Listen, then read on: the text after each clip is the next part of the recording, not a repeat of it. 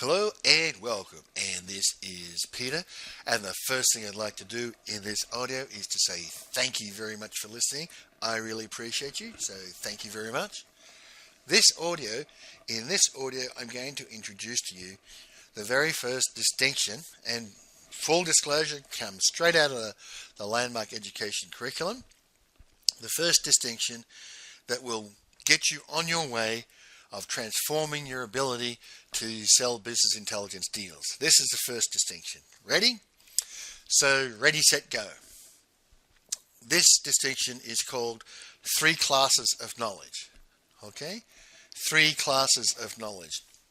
Most people don't only understand 2 classes of knowledge, but there are in fact, according to this distinction, and remember this is neither true nor false, it's just another way of looking at things. This distinction of 3 classes of knowledge tells us that there's a possibility of 3 classes of knowledge, not 2 classes of knowledge. So let's get into that. What are the 3 classes of knowledge? Well, number 1, the first class of knowledge, which you are very familiar with because you're an aspiring business intelligence salesman, is the things that we know. Okay? The things we know, the things we learn, the things that we are masters of, right? And as an aspiring business intelligence salesman, you are a master of many pieces of knowledge. For a start, you're listening to this, you know the English language, you know how to drive a computer, you know how to log on to the internet, okay? You probably know how to drive a car. So there's lots of things that you know and you're very effective in the world. If you've got to listening to this audio, you are already successful and you are already effective in the world, but you want to be more successful, okay? You want to be more successful in the area of selling business intelligence systems. So here you are however old you are, presumably you're in your 20s or your 30s, and you have mastered many pieces of knowledge across the years, and you know a lot of stuff. Absolutely no doubt that you know a lot of stuff as you sit here listening to this audio today. And you know this stuff. So say, for example, you can use Microsoft Word, you can use Excel, you can use email, you can use PowerPoint. You probably know something about databases. You might know something about some computer languages. You know a lot of stuff. Okay? So that's the stuff that you know, right? That's the stuff you know that you know. And you're pretty good with that stuff. And you find that you are dealing with that stuff pretty much all day, every day. Pretty much all day, every day, you're dealing with what you know and not dealing with what you don't know. Right? Pretty much. So what's the second class of knowledge? Well, the second class of knowledge is the stuff that you don't know, right? The stuff that you don't know, but you know that you don't know it. So, for example, if you were driving to work today in your car, which you might have done, let's say you've got one of these new fangled electronic ignition cars, right?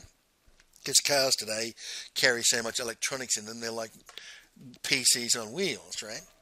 So let's say you were driving to work today and your car just broke down, just stopped working, just stopped running, and you moved it onto the side of the road.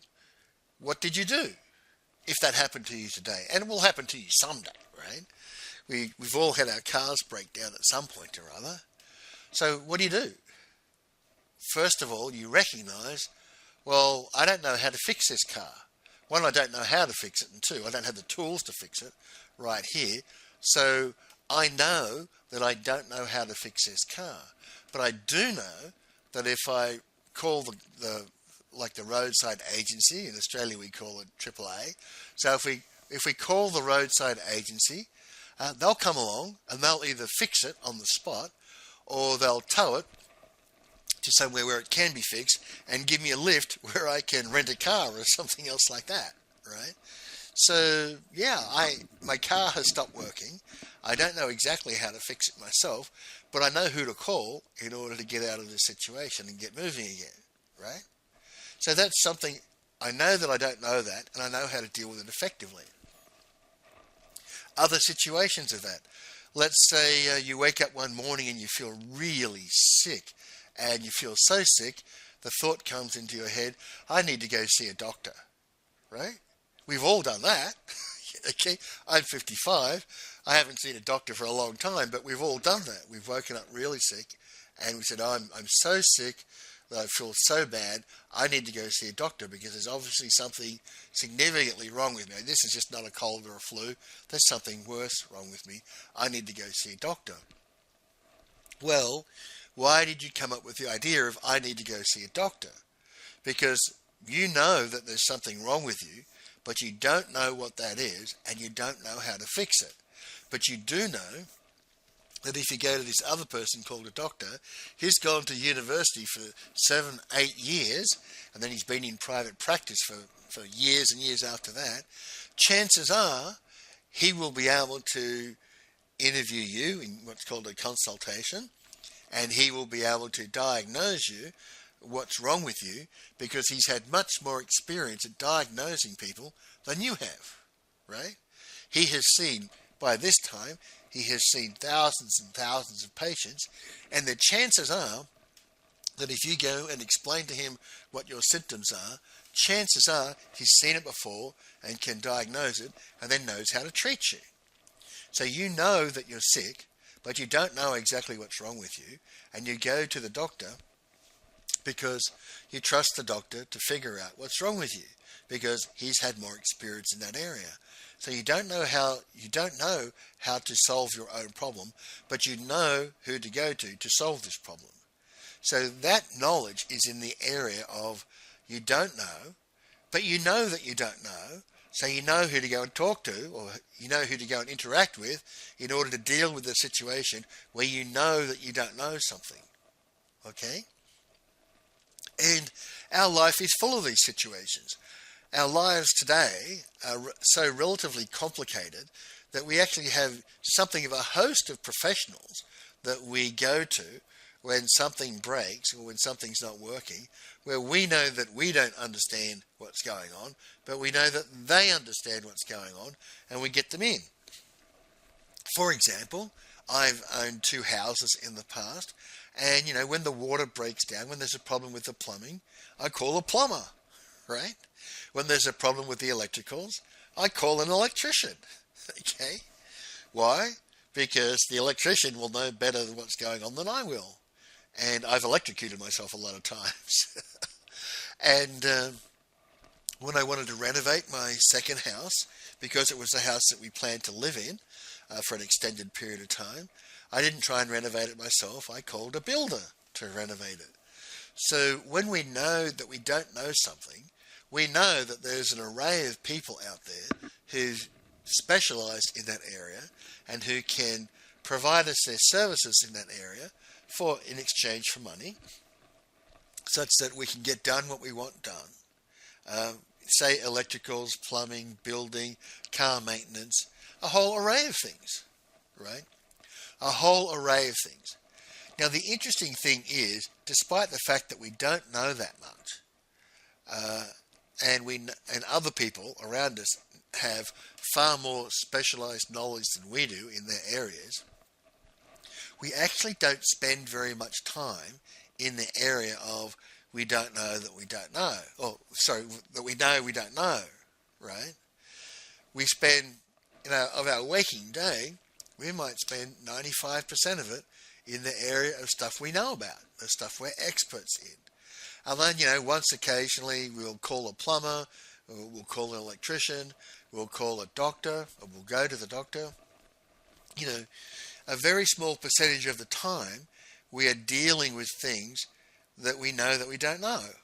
And the vast majority of the time we're dealing with things that we're quite comfortable with and we know about, right? So if you look at the amount of time, the percentage of time you spend in stuff that you know about versus stuff that you don't know about, the stuff that you know about is in the 95% plus, maybe in the 99% plus, and dealing with stuff you don't know about but know somebody who does know about it, that's like 1% of your time, right? Now, there's another area of knowledge which you don't know about, right? Because if I asked you about knowledge, you'd talk about the stuff you know about, and you talk about the stuff you don't know about, but you wouldn't talk about this next class of knowledge, right? And the next class of knowledge is the stuff that you don't know, but you don't know that you don't know it, right? In fact, you're oblivious to its existence. You don't know about it, you don't know that you don't know about it, and therefore you're ignorant of it. Literally ignorant of it. You don't know anything about it, you don't even know it exists, and you don't know that it exists, so you're ignorant of it. And for you, it doesn't exist, right? It's not true or false or anything else, it just completely does not exist. I don't know about that, and I don't know that I don't know about that. So if you don't know that you don't know about something, it doesn't exist for you, right? Now, that area of knowledge, the area that you don't know about, you have no access to, right? And why don't you have any access to it? Because if you don't know that you don't know about it, you can't ask any question that will lead you into knowing about something that you don't know about, right? So at the beginning of your journey, and this is the beginning of this journey, at the beginning of your journey, you need someone to point to what you don't know that you don't know, right? Because if you don't have anyone to point to what you don't know that you don't know, then you have no access to it. You have no way of finding out about it, apart from random finding out about it, right? So the very first distinction that I want you to understand is that there's a third class of knowledge. There's stuff that you know and you deal with very effectively all day, every day in your life. There's stuff that you don't know, but you know that you don't know it, so you deal with it effectively, like you call a plumber, you call an electrician, you call a builder, you call someone to fix your car, those sorts of things. You call a doctor. And you deal with those areas of knowledge gaps very effectively. But then there's the next piece where you don't know that you don't know. And you are entirely ignorant of it, you're oblivious of its existence, and therefore it has no utility to you. It has no value to you, right? It's just doesn't exist, it's not able to be used, it's not able to be manipulated in any way, shape or form to give value to you or to anybody else, right? Now, this would be the same, for example, as a person who was lost as a child or dropped on an island as a child, and he grew up with the animals and he grew up without the distinctions of language and numbers, right? So if a person was dropped on a desert island as a child and grew up with the animals and had no distinction of language and numbers, you couldn't explain to them the concept of a house because they don't have the language available to them to understand that concept. You couldn't say 2 plus 2 equals 4 because they don't have the math to understand that concept or the language to understand what's being said. Okay? So the math and language has no utility to them and no use to them because they are ignorant of its existence and how it works. In exactly the same way, you are ignorant of the existence of a pool of knowledge which is called the pool of knowledge that you don't know that you don't know. Okay? You simply don't know about this knowledge, and you don't know that you know about it, in the same way that a child dropped off on a desert island when very young would not know about language and would not know about numbers. But not only did they not know language, did they not know numbers, they would not know that they didn't know about it. So it had no utility to them and no value to them. They're running around trying to kill rabbits to eat and grab berries to survive. Just survival. They're living at the level of survival. Now that I say that there's knowledge out there you don't know that you don't know, your question might be, well, what's some of the knowledge that's out there? Okay, so let's say, I know a doctor learned stuff about, say, the skeletal system of human beings. They learn about blood flow. They learn about muscles and tissues and organs and the interactions between all these things. And I can understand that doctors learn about those things, right? So I can kind of understand. I don't know that stuff, but I can kind of understand what they're talking about, and that they have deeper proficiency in that. So, for you, Peter, what's are some of the sort of things that go on in this area of you don't know that you don't know? What would be an example of knowledge in that area that I wouldn't know about? And the example I always like to use, there's a couple of examples. The example I always like to use is, what's the nature of being human, as a question. And if you say to a person, tell me something that, I don't know that I don't know. And you say, well, what's the nature of being human? What is a human being? And they would look at you and go, what do you even mean by that question? And I go, yeah, you don't even know what I mean when I ask the question, what's the nature of being human? You don't even understand the question, okay? Let alone, have you ever done an inquiry as to what the answer might be, okay? Or answers might be. So, an area of knowledge that is in the region of you don't know would be revealed by asking the question, well, what's the nature of being human? And most people are like, I have no idea what you mean by that question. Or another one is, what's the meaning of life? What's the meaning and purpose of your life? Right? And most people go, no, I've never really considered the meaning or the purpose of my life. We live, we die, we procreate, we die. Maybe the purpose of my life is merely to procreate, carry on my DNA. Maybe that's the purpose of my life. What do you think? And I go, yeah, well, that's one way you could consider the purpose of your life is to live, procreate, and die. Perfectly valid purpose of your life. You might want to be more. I might want to be less. Not everyone procreates before they die. So, the purpose of your life, the meaning of your life, is another thing that's in that area. Another thing is the meaning of the self. What is the self? When I say, I believe something or other, what is I? Who is I? What is I? What is the nature of the self? Right? Most people have no idea of the nature of the self, for example. Another question might be, okay, most of the listeners to these audios will be in your 20s and 30s. Some of you might be in your 40s. So if you're in your 20s and 30s, one of the questions you might be asking is, what's the meaning of my life? Is there any meaning to my life? And another question is, a good question is, how did I come to be who I am today? And is there any way to alter the way that I'm being today to be more effective in the world? Right? That's a good question.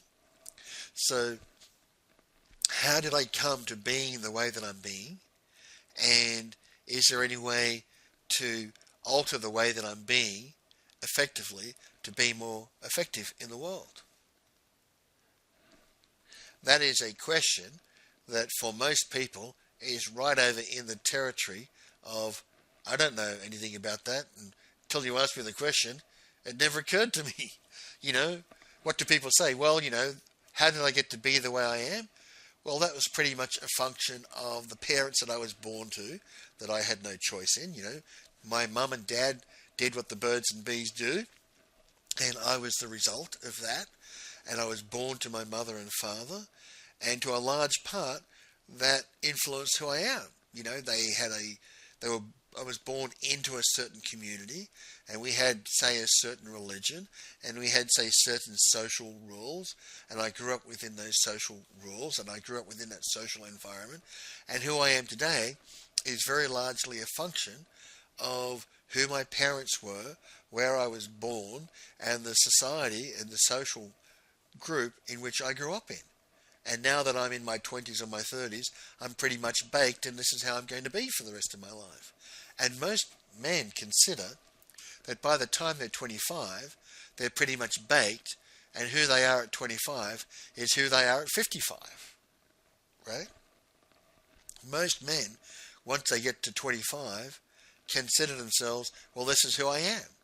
I am the man that I am today, and this is who I'm going to be for the rest of my life. And we all know that the vast majority of men change not at all from the time that they're 25 to the time that they're 55. They very much are they're baked, they're fully baked at 25, and they tend not to change, right? So an area of knowledge of that you don't know might be, well, how did I come to be the person that I am today? And is there any way for me, now that my brain is mature, and now that I'm not necessarily tied to my social group, is there any way for me to change, I might use the word change, such that I would be more effective in the world in terms of what it is I want to do, and in the terms of these audios, be more successful in selling business intelligence deals to make more money and have a better life, right? Is there anything over there that might help me? Because if you're listening to this audio, what you're doing is you're looking in the area of that you don't know, and you're looking for information in the domain of that you don't know, that you can pop into the domain of what you know, such that you'll be more effective, right? Now, I want you to do your first exercise. And what you should have is you should have a notebook, like paper and pen. Remember those? You should have a notebook like paper and pen. It should have at least 100 pages in it. And this is going to be your business intelligence learning notebook, right? And so if you don't have one, you should hit pause now or hit stop now, go out and buy one, and then come back to this audio, right? But if you're in the office or something else like that, you should go grab a notebook with at least 100 pages in it, and this is going to be your business intelligence sales training notebook. And you're going to write notes in this, and you're going to get homework to do throughout these audios, right? So if you don't have one, hit pause now, go and get one, and come back, okay? Don't continue on with this audio until you've got that notebook in front of you, okay? Now, if you're still listening, presumably you have this notebook in front of you, right? Because you want to learn how to be a great business intelligence salesman, and so you're going to do what I ask you to do, right? Because the guarantee is, if you do what I ask you to do, I can make you a great business intelligence salesman. But if you don't do what I ask you to do, I can't make you a great business intelligence salesman, okay? That's the deal. So if you don't have a notebook in front of you, do what I ask you to do, stop the audio, go get a notebook, and come back. Now, if you're listening to me, you do have a notebook in front of you, right? So what I want you to do, on your very first page of this notebook, I want you to draw a circle. As well as you can, draw a circle. So draw a circle in your notebook. Hit pause if you need some more time. Now, in that circle in your notebook, this circle represents all human knowledge that has been accumulated to this day, and the possible human knowledge which will be accumulated in the future, whatever that might be, before we kill ourselves off. Okay? That circle that you just drew represents, it's an abstraction, and it represents the totality of all possible human knowledge. Okay? Just think about that. The totality of all possible human knowledge, including everything we know today and everything human beings are capable of knowing and understanding in the future. And there will be some things that human beings are not capable of understanding, right? Now, in that circle, I want you to draw a wedge. Draw a little slice of the pie, right? I'm going to get you to draw a wedge. And what I want you to do is honestly draw a wedge, which is the knowledge that you believe you know, right? You know this stuff, you're good at it. I want you to draw a wedge of all the things that you know as compared to the totality of what is possible for human beings to know. Draw yourself a wedge, right? And hit pause if you need some time to think about it and draw it, right? So if you haven't drawn your wedge, you need time to think about it and draw it. Hit pause and think about it, and then draw the size of wedge you think you know out of the totality of human knowledge. Okay? So if you need time to think about it, hit pause. Now that you're back with me, I presume that you have drawn a little wedge inside this circle, indicative of your understanding of how much you know of all human knowledge. Now, obviously, this is an audio, it's one-way traffic, and I don't know what you drew, right? But I'll tell you what I drew. I drew 1%, and I said, you know, I'm being very, very, very, very generous here and drawing a 1% slice because I can't draw a slice in the circle that would represent 1%. So I'll give myself 1%. Okay? And that's, I understand that is extremely, extremely generous. That I obviously don't know 1% of everything that's possible for human beings to know, but I'll make it that. Right? Extremely generous. That's what I did when I did that exercise, by the way, right? 1%. Only when we do the exercise, when you do the exercise in the forum, you don't get to draw it. You just do it in your head, right? But because you're not in the large group awareness environment, I'm getting you to write it down because that works better. So you drew whatever percentage you drew. I drew 1%. Now, down below that, you might want to make some notes about why did you draw the percentage that you drew. Now, if you drew 1% or less, you'll write some notes down like I did when, like, you know, I obviously don't know 1%, but I'll give myself 1% because I can't draw a slice smaller than that. It would just be a line. You might write something like that. If you had a much larger percentage, you might write down the reason that you had a much larger percentage. But if you actually talk to me, you listen to these audios which are free, and then you come and you talk to me, be prepared for me to ask you questions about the exercises that you did. And if I ask you questions about the exercises that you did and you didn't do them, be prepared for me to say, I'm not prepared to coach you until you do the exercises, right? So be prepared for that. So write down your reasons for the amount that you gave yourself. Okay? Now the next wedge I want you to draw is all the stuff that you don't know, like you don't know how to diagnose yourself when you're sick. You probably don't know about electricals. You don't know about plumbing. You don't know about fixing a car when it breaks down on the side of the road. You don't know how to do extensions to your house. There's a whole bunch of things that you don't know how to do, but you know how to find someone who does know how to do them, and you know you'll have to pay them some money to get them to do what it is that you don't know how to do. Right? So the next wedge I want you to draw is the wedge of what's the amount of the totality of human knowledge that I know that I don't know about, like doctors, plumbers, electricians, all these professions that I know are out there, lawyers, dentists. I know there's all these professions out there. I know they're highly specialized. I know that they can help me if I need them. And I'm going to draw a wedge representing the totality of their knowledge that I have access to if I can identify it and pay them. Right? So draw that wedge. And same deal as before. I'm going to say draw that wedge. And if you need time to think about it before drawing the wedge and writing in a percentage, you know that you'll know by now already. Hit pause and go and do the exercise, right?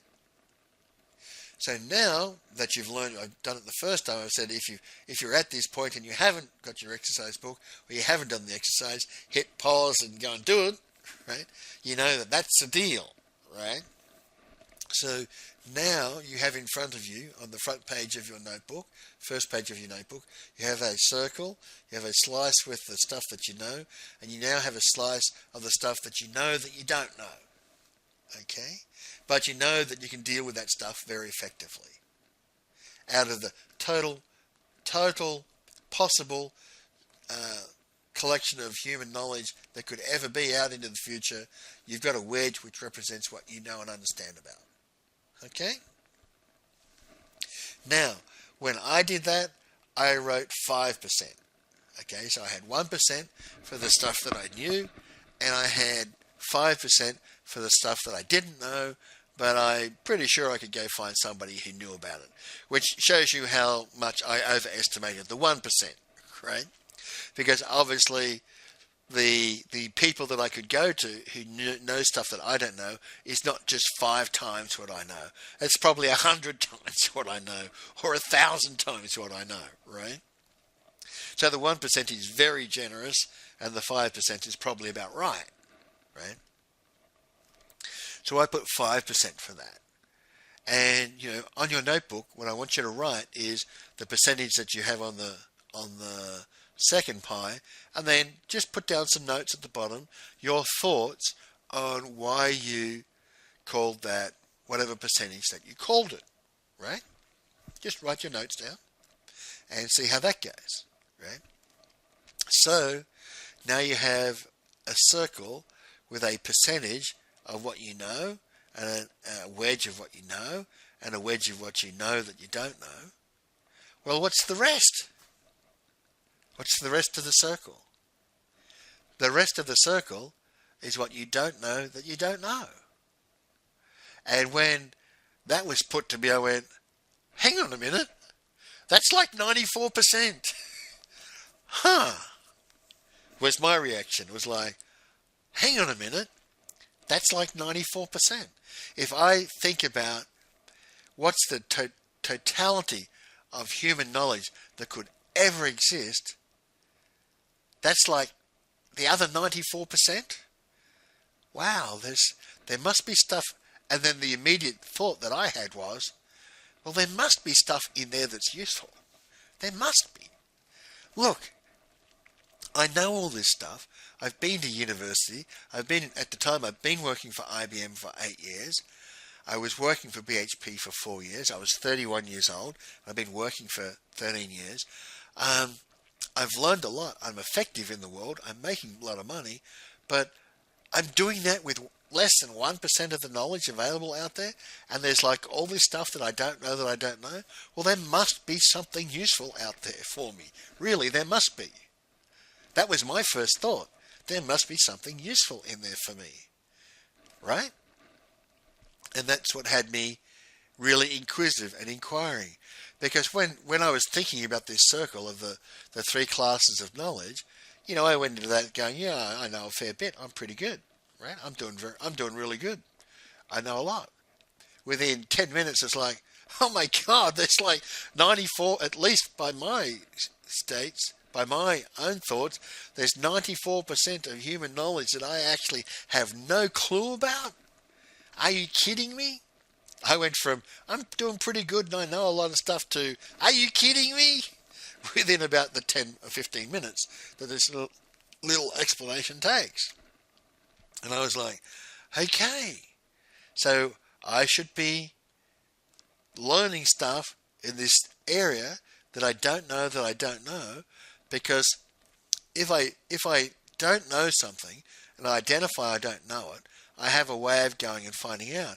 I can inquire into it back in those days in libraries, or I could go find somebody who's a specialist in the area. We didn't have much on the internet in 1995. Now, in 2018, I can just go ask a question of Google and I'm pretty likely to get an answer. May not be the right answer, but if I search around a little bit, I'm going to get the right answer to pretty much any question out on Google, right? So it's like, wow, there's so much stuff that I don't know, and it's got to have utility, it's got to have value. I should be thumping around over there. I should be learning stuff over there in that area, right? Rather than this other stuff which everyone else has access to. So I should be doing something different. So that's where I was. I was doing something different. I was searching in the area I don't know, right? But then the forum leader says an interesting thing. And she says, there's, most of you will come up with, there's a large percentage of knowledge that's possible to know that you don't know, but you have no access to it, right? You can't transfer that into the stuff that you know about where it has utility and use to you because you don't know how to access it. And that, ladies and gentlemen, is what the forum is about.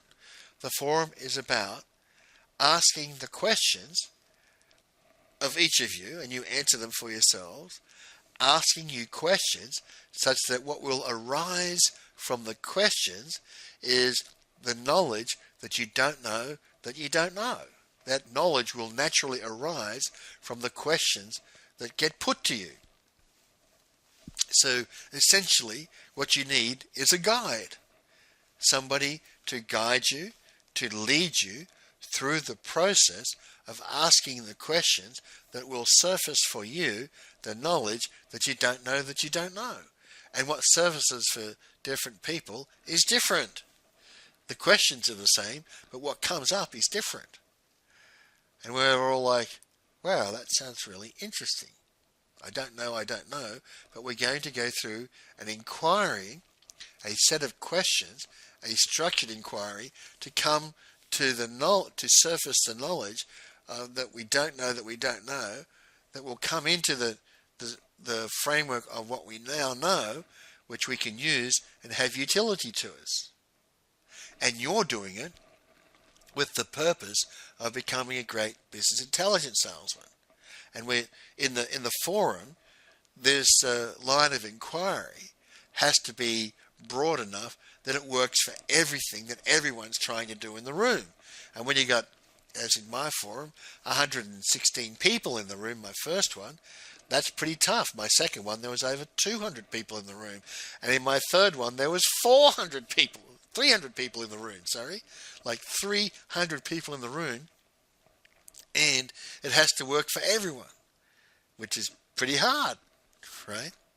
So we're going to go down a line of questioning to surface what you don't know that you don't know, such that it pops over into the realm of what you know, right? And once it's into the realm of what you know, then you can have some utility with it. You can make use of it. Like calculus, okay? Before you know calculus, it has no utility to you. You can't use it, right? Because you don't know it. And if you don't know it and don't know how to find out about it, it has no utility to you. And I'll give you an example, okay? When my stepdaughter was young and at school, and I was just testing her one day to find out where she's up to in her math, etc. And she was like 6, and I was saying, okay, so how good are you at counting? She's all proud of herself. And she counted up to 20 and all the rest of it. And I said, can you do pluses? She goes, yes. And I go, well, what's 2 plus 2? 4. And what's 8 plus 6? 14. Okay, what's 14 plus 23? Oh, that's a bit hard. Let me get a piece of paper and pen and I'll work it out. Because 14 plus 23, she was 6, she couldn't do it in her head. And so we did that. So I'm finding out where she's up to. I said, okay, what's 2 minus 3? She goes, excuse me? I said, what's 2 minus 3? She goes, well, that's not possible. I said, why is it not possible? She said, because if you have 2 of something, you can't take 3 away. Like if I have 2 apples, I can't do minus 3 apples because I've only got 2 apples. I said, really? She goes, yeah, you can't have numbers below 0. If I have 2 apples, I can take 2 apples away, but I can't take 3 apples away, so I can't have anything less than 0. There isn't anything below 0, right? Now, she's 6, so to her, there really isn't anything below 0. 2 minus 3 doesn't exist. 2 minus 3 is not minus 1. It doesn't exist. Okay? So in the same way, the knowledge that I'm going to give you is like you're a 6-year-old and you're, as I was at the time, your stepfather says, what's 2 minus 3? Well, that doesn't exist. It's not possible. Well, yeah, it is possible. It's called minus 1. Okay? It's like I, the square root of minus 1. What is the square root of minus 1? Well, it's I. We define it to be I. We call it I. Is that true? No, we just call it that. But does I have utility?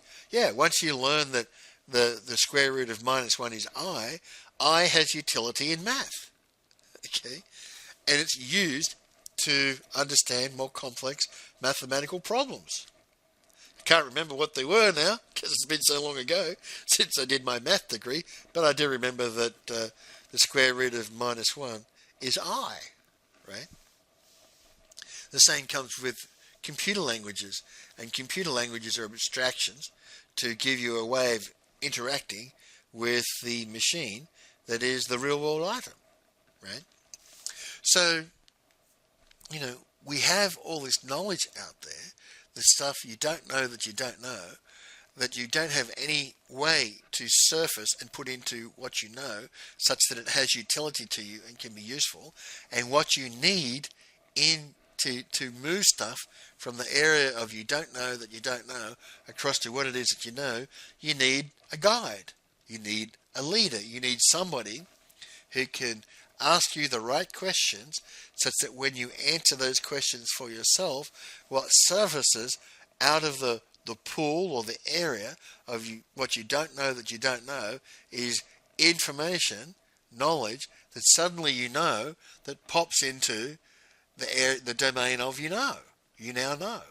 And by popping into the domain of you now know has utility which you can use.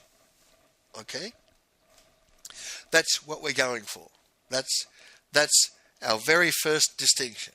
Our very first distinction is there's a class of knowledge that you don't know that you don't know.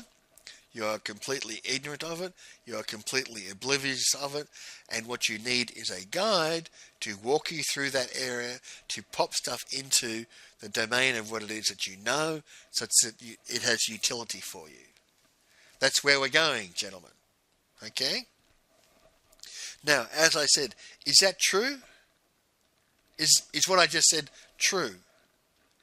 My argument is, no, don't even bother asking yourself whether it's true or not.